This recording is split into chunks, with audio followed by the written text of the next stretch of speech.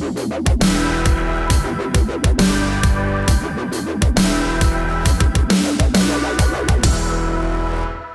ingredients, better pizza, it's a better deal. Better wages, better jobs, better future. Now the question is this the motto of a major political party, or is it really sharp advertising for really excellent pizza at a very low price? That's the question we are here to determine today from the available evidence. Hi, everybody. I'm Bill Whittle here with Steve Green and Scott Ott, and this is our Back to the Future look at the Democrats' brand new slogan, which is, in fact, a better deal. Now, being a messaging expert myself, and not, I might add in full disclosure, not being responsible for this magnificent piece of work, I suspect that the reason that the Democrats wanted to call their new hope for America a better deal was because, first of all, Franklin Delano Roosevelt won 4 terms with the New Deal. And this would be a better one than that. But also, arch enemy Cheeto Hitler, Donald Trump's book was called The Art of the Deal, and we're going to do an even better deal than that. See, it works on 2 levels. It's like a shrubbery that has 2 levels that you can go and get. Now, the problem is that Papa John's Pizza for years has been running an ad that says better ingredients, better pizza, Papa John's. And so people mercilessly drag this new Democratic slogan, better deal. For what do I get? Do I get garlic bread with that, or does it include the fudge brownies? What is it? So, Steve, I've maintained for quite a while, and certainly the last several months have proven the fact that if the Republicans ran unopposed, they would be defeated in every election they were ever in. It is only Chuck Schumer and Nancy Pelosi and Hillary Clinton and Elizabeth Warren that are keeping us in the fight at all. Because while we are suffering from some severe cases of chaos and lunacy, the Democrats are simply unable to look forward despite the fact they call themselves progressives. Yeah, well, you don't give credit to Chuck Schumer. He wants you to have it your way because it's the cause that refreshes. I could go on. He's loving it, Steve. He's loving it. Yeah. Oh man, this is sad. And okay. Here's the thing: every progressive cause can pretty much trace back to Karl Marx. And I don't mean they're Marxists; they don't want to seize the means of production or anything like that. But the way the Democrats have found to gain power, really, it all goes back to Marx and this idea of false consciousness. This idea that you're not really a member of the proletariat unless you're preaching revolution, is the way Marx put it. But now you're not really a woman if you're not a progressive. You're not really black if you're not a Democrat. And you're not really gay if you don't vote for this candidate. And there's this idea that this groupthink is already almost 200 years old. And so if they're only going back to the 1930s, Bill, maybe we should look at this as some sort of progress. Yeah. Oh, well said. Yeah. At least they're not in the 1880s anymore. Yeah. Well said. Scotty, they're saying better jobs, better wages, better future. The government will mandate these things, of course, the same way they mandated the $15 an hour minimum wage, livable wage, I should say, which has worked out so well that people are being fired because they can't afford to pay this wage. So putting aside the basic premise that the Democrats can provide a better deal, which is actually fairly hilarious itself if you think about it, what is your explanation for how these people beclowned themselves so badly? This is going to slowly just disappear from the shelves, this better deal, much like New Coke did, and for the same reasons. But what is your explanation for a political party that has beclowned itself in such spectacular fashion?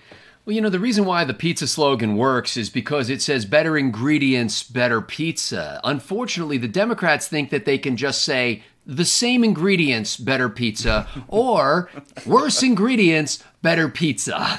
Or old stale ingredients, better pizza. See, their new ingredients are actually things that Franklin Roosevelt would have been repelled by in many cases. I mean, Roosevelt actually, for all of his faults, one of the things that he believed in, and one of the reasons why he ginned up all these sort of government jobs is he didn't believe the government should just put people on the dole.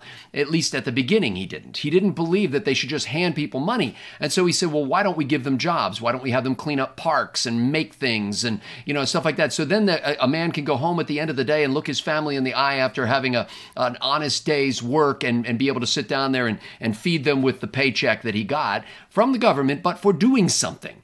And so that actually was a better ingredient than the ingredients that they're foisting upon us now. The other thing is I can almost hear the DNC gathering already with Charles Schumer or Nancy Pelosi standing up there going, do you want things to be worse in this country or better? And everybody will go, better. And then there'll be this whole litany of people going, better, because better is gooder. Better.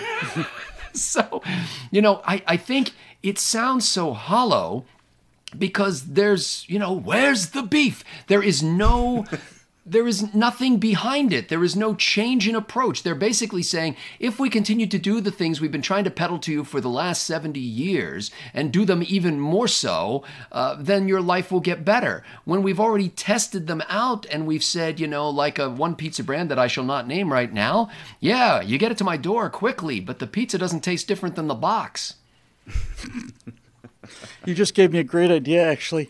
I would love to see the day, and I'm sure I will, where Nancy Pelosi stands down there at the basically in the center of the field at a Super Bowl game with 110,000 people in the audience and stands in front of the microphone and says to the American people, "We Democrats think you deserve a better deal. What do you think?" And then there's about a perfectly timed 7 or 8 seconds pause, and then 110,000 people in unison go, "We're thinking." That's right. I'm thinking. So, yeah. I think, look, the problem with the Democratic Party is not that they don't have bitchin' slogans, because they don't, but the problem is that they've lost their entire base. When you lose working people, when Donald Trump wins more working people, as I've said before, you don't just lose a voting bloc, you lose your entire identity. The Democratic Party is the party of standing up for the little guy against the rapacious greed of the corporate death machine and so on. And when working people don't believe you anymore, it's not going to be a slogan that's going to change their mind. So since we already know that the Democrats refuse to face this fact, since we already know that the response of the Democrats to this fact that they've gone so far to the left that nobody wants them anymore and that their response is to go further to the left, I think that this slogan is actually perfectly salvageable. I don't think it's a bad slogan. I just don't think it's specific enough. And since the Democrats basically live on this idea of identity politics, I think what they really need to do is take what is probably a really pretty winning slogan for them and go a little further to the left with it. Go a little further left and a little more into the identity politics. Change the message just a little bit for each one of your shrinking number of constituencies. For example, they should be able to say to organic food lovers, it's a raw deal. See, that would work. Or you could say to those people that don't like the fact that the press is falling apart and that cloak of invisibility is disappearing, that somebody's shining some light on the Democratic activities, those people, you could say it's a shady deal. And that would appeal to them. Or those people who really want to throw back to FDR, the core constituency like Bernie Sanders, who bounced young FDR on his knee when he was just a little, when FDR was just a little pup. Those Democrats who are in their octogenarian sunset years, they should just call it what it is. It's a double deal. Yeah. It's a double deal. We sold it to you before. We're going to sell it to you again. It's the same miserable ingredients, and you chumps will buy it because you'll believe anything as long as it's said by somebody with a big smile and a jaunty kind of an expression. Free gluten! Did you say free gluten? I did. I think free gluten. I think Stephen Green is right, though. Everything harkens back to Marx, and I especially refer to Harpo Marx, because I think every Democrat believes you should be able to reach into the pocket of your trench coat and pull out a piping hot cup of coffee on a saucer and hand it to somebody. Works for me. Thank God for Democrats. If it weren't for Democrats, there would be no Republicans. And I take back what I just said. That doesn't we work. will see you next week right here on Right Angle, brought to you by the members at BillWhittle.com.